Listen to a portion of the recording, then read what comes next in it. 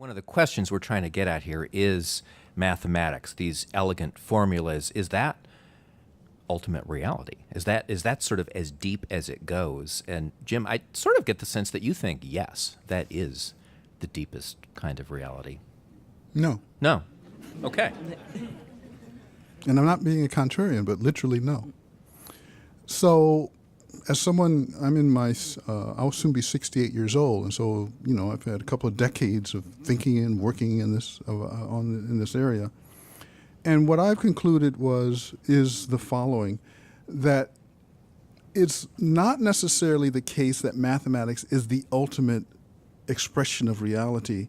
It may be the case that it is the ultimate expression of reality that humans can understand.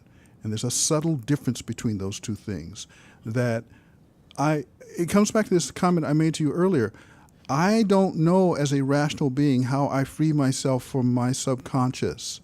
And therefore, it molds my thinking. In fact, there are people who will conclude that the rational mind is actually a construct of the irrational mind, that we post-explain how we come to decisions, that in fact it's a completely irrational, emotional process of work, and then we make up an excuse, and so, yes, I figured that out.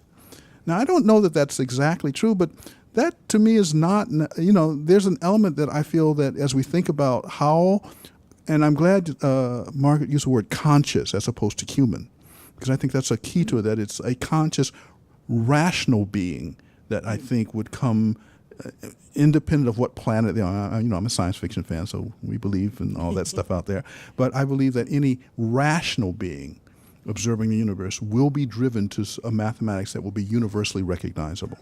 But as to whether mathematics is reality itself, that's a bridge too far for me to take. Okay, so if there are rational beings on another planet with an entirely different evolutionary history, will they discover the same mathematics that we have here? They'll know about pi.